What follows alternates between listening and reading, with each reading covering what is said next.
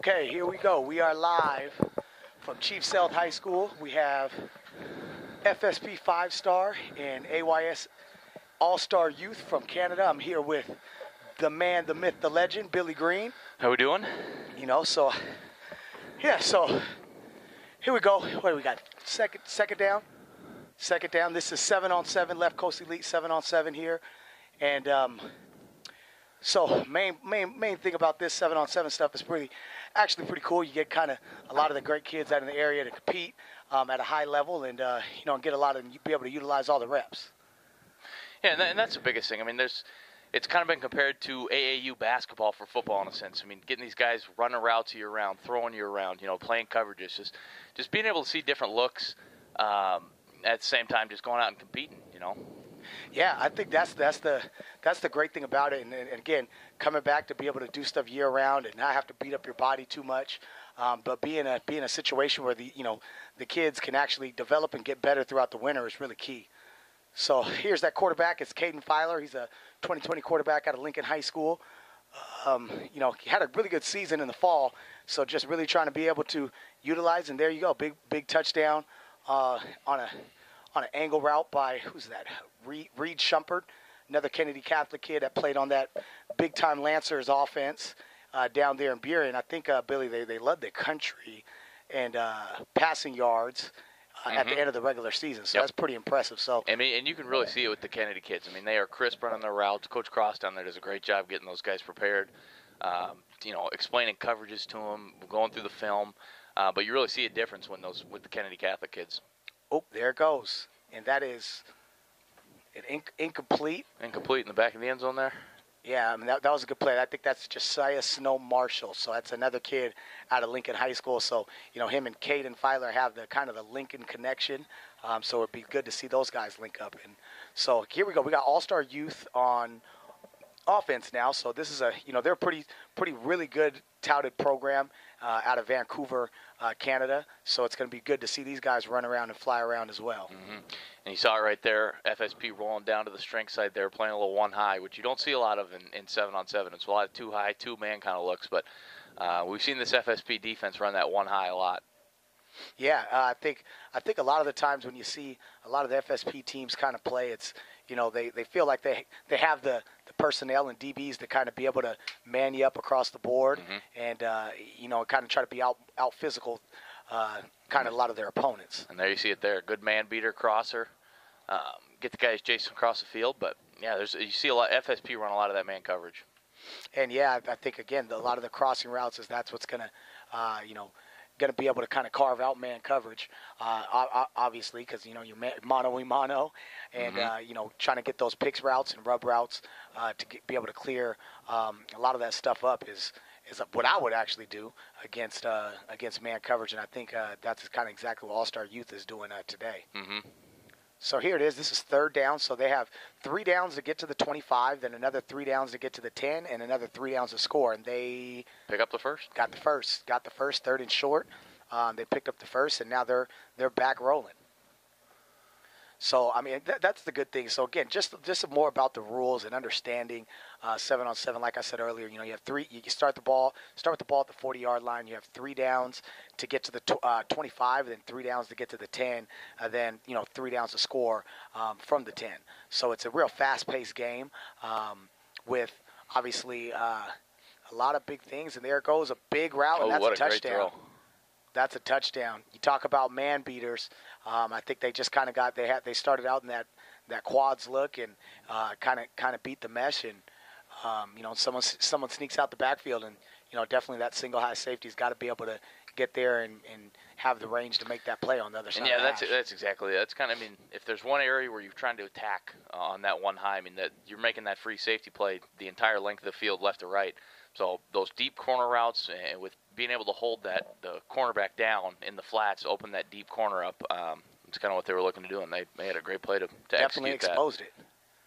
Oh, just a little high there. Just a little high. So now what do we have? We have the score tied at 6-6 because both teams did not get an extra point. So as the points rally up in this league, I know a lot of stuff is different in different leagues and different tournaments, but with Left Coast Elite, it is 6 points for a touchdown. If you go for 2, you go from the 10-yard line, and going for 1 is going from the 5-yard line.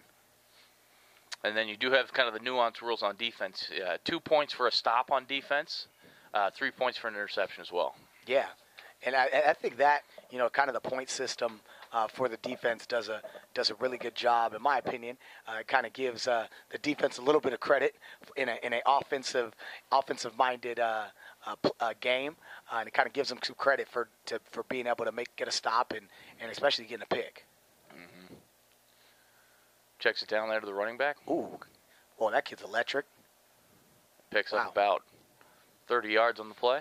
That's a big play. I mean, when you could see, I think that is Leon Neal, Seattle Prep kid. I know he's an all-conference kid in the Metro Division, but when you can throw a check down, Billy, as a quarterback, you can throw a check down and he take it 30 yards. I mean, that really looks good on your stats, and it's really helpful. Exactly. As a quarterback, you throw that ball about 5 yards and turns into 30. It's looking good on your stat sheet. Looking good. And there they go, and they strike down the field, and Caden Filer's pretty accurate as well, strikes down the field. And Reed Shumpert again. That is Reed Shumpert again, who's been, again, with him in the fall, man, he was very, very steady Eddie and was very consistent throughout the fall, and you kind of see it added on again. And I think that's Junior Alexander, so that's another one of those Lancer receivers that were pretty talented. Yeah, that was for 2. That was for 2 on a comeback route, so that gets the score back up to 14-6 for FSP 5-star. And just to go back to Reed Shumpert, I mean, he's one of those kids who doesn't necessarily have the giant size that some of these Kennedy Catholic kids have, but he sure works hard in the weight room. He does everything right, and you can really see it translate to the field, where his crisp route running, his knowledge of the game, really can make up for some of those shortcomings that he has, size-wise. Right, and I think that's him, right, Mr. Steady Eddie. Mm-hmm. I mean, he kind of knows every position on the field. He's versatile enough to play outside or inside, and is just very consistent. I think that's what kind of makes, if I'm a college coach, that's kind of what I'm looking for, is a guy that's consistent and can do a lot of things and play multiple positions and have success doing it. Mm-hmm.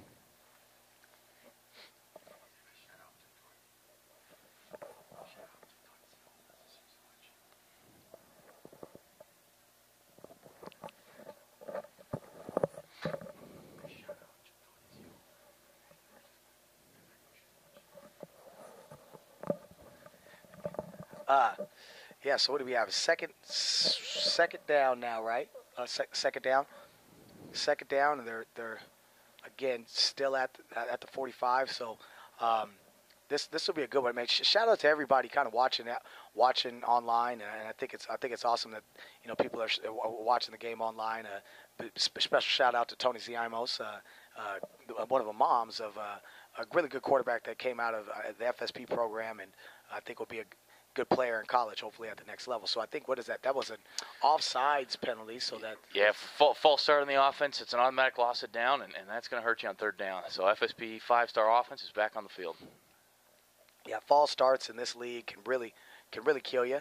And I think the other things that can really kill you is drop balls, right? Mm-hmm. I mean, those are the things that can really hurt any offense. Is just false starts and drop balls. I think those are drive killers. Exactly. And those drop balls really kill you, especially when you have to go 15 yards to get a first down. So I mean, you're automatically behind the sticks. Wow.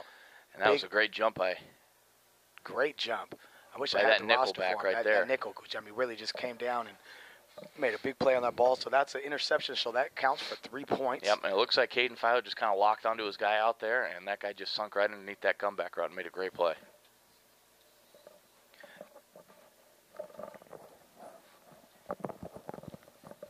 Yeah, I mean, in the quarterback position, I mean that's one thing, right, Billy? I mean, you can't lock on guys early. I think getting to more depth of that's one of those things that just really hurt you, right? Mm-hmm. Again, man coverage, and they're taking their shot right after a turnover, and they got it. What a great throw! Great throw, great catch, and.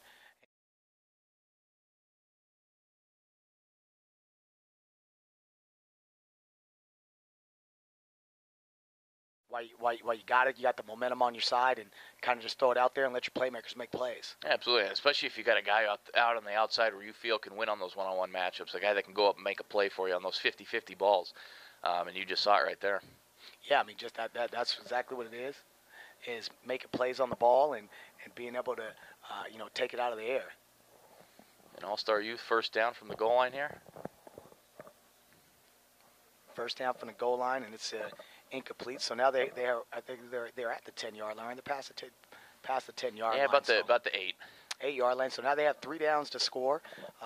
Incomplete on the first down. So they've got second down. This is a huge second down for FSP 5 Stars defense. If they can get a stop and do what they're supposed to here, that'll put them in a third down situation, which they just got to get off the field. And the goal line situation is really tough for 7-on-7 because at the same time you've got your 5 guys on offense, but you have 7 defenders. So, I mean, 2 guys are going to be essentially double covered the whole time. So, again, going back to having a guy that can win on the outsides, win the one-on-ones is critical down in this part of the field. I mean, absolutely. I mean, again, those windows just get smaller and smaller, especially as the field gets shorter. Yeah. So I think the best thing is, like you said, kind of knowing some of the guys and your personnel. I don't know. Does it becomes plays down here or players? What a little bit of both. I mean, I think there's certain players that can just elevate themselves above and make those plays. But at the same time, when you can scheme a running back to the flat or you can scheme a rub route down here, I mean, it certainly puts a lot of stress on the defense with some of the calls that you can make. Absolutely, and I think again, man coverage down here. Again, they got it. They big toe. Do they?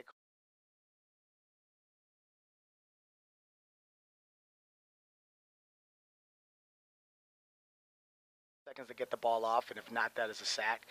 They don't go back for yardage on sacks. It's just kind of repeat the down. So, or excuse me, not repeat the down. They just lose it down. So that is kind of one good thing. Is you don't have to move back on on a sack. But again, I think the biggest thing when I look at 7-on-7 is just being able to get the ball out. Get the ball out and be able to make plays. Mm-hmm. And I mean, at the same time, you got to tell your quarterback you don't want to take unnecessary risks. I mean, if you have to take a sack, you're not losing yards. So there's a fine line between being aggressive and at the same time being smart with some of the shots that you take. Oh. And this has got to be third down.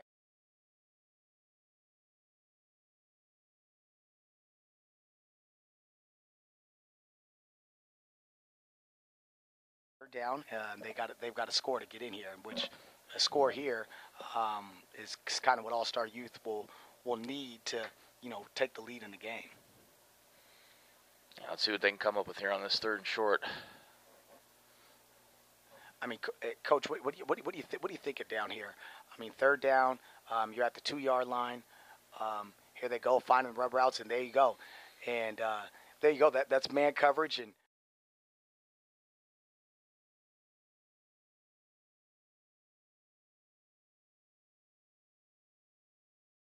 Being a real heavy man coverage team, and you can't let guys sneak out of the back. You got to make sure you be able to get lined up, and I think they didn't get lined up in time, which made it a real easy catch and throw by All-Star Youth.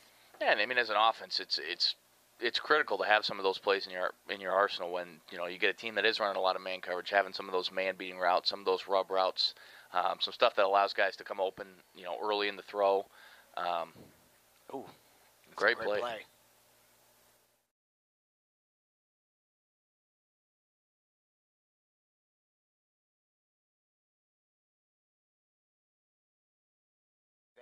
Hayden McDonald with the great pass breakup down in the goal line, which was very critical because with the score being where it was at 15 to 16, they were doing that to take the lead. You see FSP come out firing, starting in the trips right formation, getting Junior Alexander going, another Kennedy Catholic kid. Good, take the check down. Oh gosh, this kid is lightning quick. He is. Leon Neal down to about the 5-yard line. Oh, nope, looks like they got him up at the 10. Got the 10. So they've got first down again, and they're rolling. I mean, I think this is 2 plays and down into the red zone already. A key thing that trying to play fast and being able to utilize it. their targets the way they want to is crucial. So now we got second down. Now these windows get a little, these windows get a little smaller down here. So being pretty strategic and, obviously in your play calling and your decision making by the quarterback is going to be very crucial. Oh, and it's a pick in the end zone. Interception in the end zone.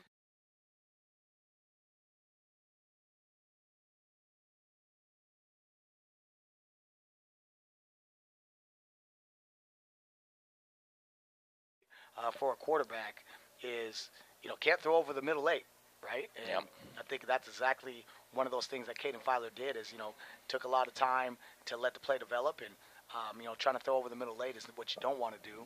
And, again, that gives All-Star Youth the lead to 18-16. And what they were doing there on defense, they were putting their 7 guys lined up right on that front line. And what FSP was trying to do was get a high-low on that Mike defender. So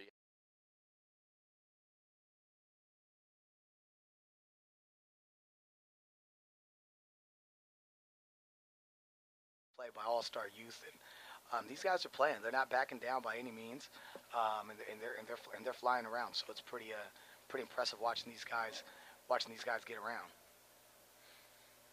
Coming up with second down here for All-Star Youth. Second down. This is a critical point for FSP. Is they need to get a stop. They can get a stop, and they're taking a shot deep early, and they might have them. Great defensive play. No flags on the play. No.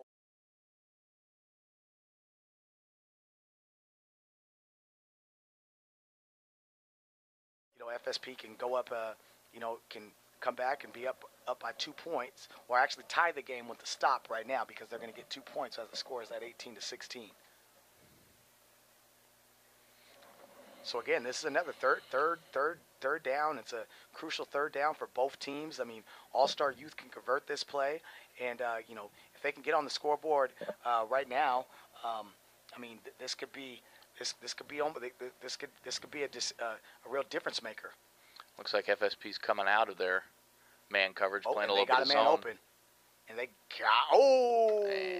dropped drop pass, dropped it. Oh, we got the.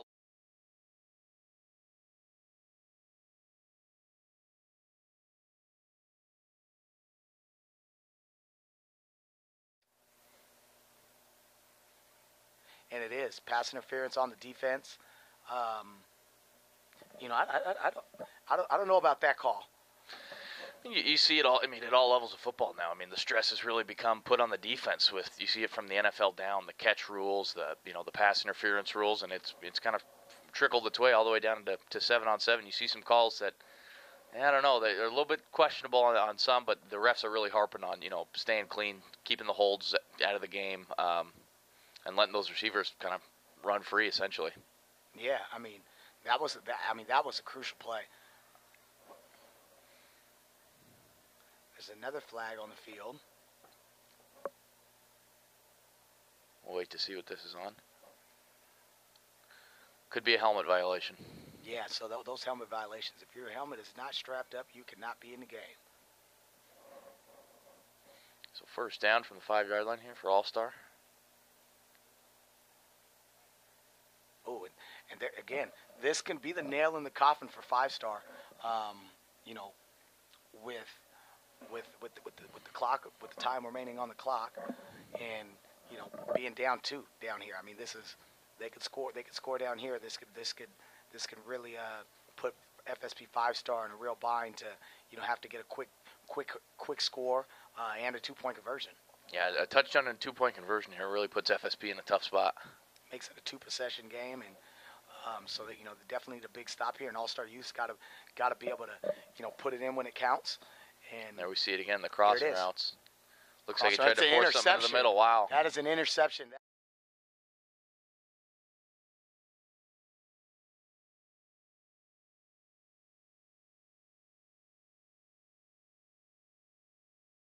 In O'Day, they played in the state championship here at the 3A level, so that was a really crucial play. Caden Filer finds Junior Alexander in the middle. They're coming out.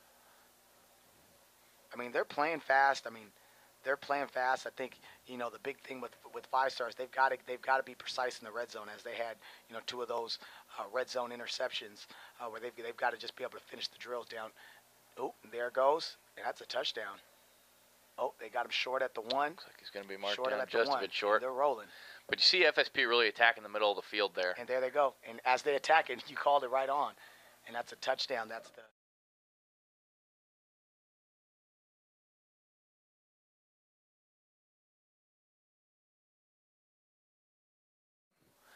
So you saw it there. They bring that Mike linebacker up the middle, but Caden Filer buys some time, finds a way to find a guy in the end zone.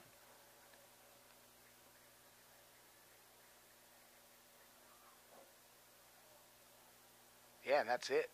That's it, and that does it. Touchdown wins the game, and FSP sneaks one out, 18-25. You got to credit All-Star. I mean, they came to play. They made some critical stops in the red zone there, and really fought them till the end. Yeah, definitely came out to play, and that's the good thing about All-Star Youth, man. They came out to play. They were hot. They didn't back down by any means. They made plays when they should have. But again, down in the red zone, both teams kind of struggled, and that pick was kind of the deciding factor. And then especially with Blue Five-Star being able to march down the field and score and be accurate. I think they scored in 3 plays. I mean, they're pretty explosive, but great overall game. I think so with All-Star Youth and Five-Star both offensively handled the ball well and defensively took the ball away in critical points of the time. Yeah, and you can certainly tell All-Star Youth is a well-coached program. Some of the concepts, the routes they were running are really college-level stuff that you don't see a lot of high school teams running. And they were able to exploit the man coverage in certain spots. But like you said, just being able to convert in the red zone, put points on the board when everything is tighter. That was kind of the deciding factor in this ball game. And you talk about tight, a well-coached program. So Coach Howie is the head coach at All-Star Youth, and he actually has a padded football team. So it's an all-Canada team that kind of travels around. They're kind of it's more of, if you think of it in the States, as a prep school.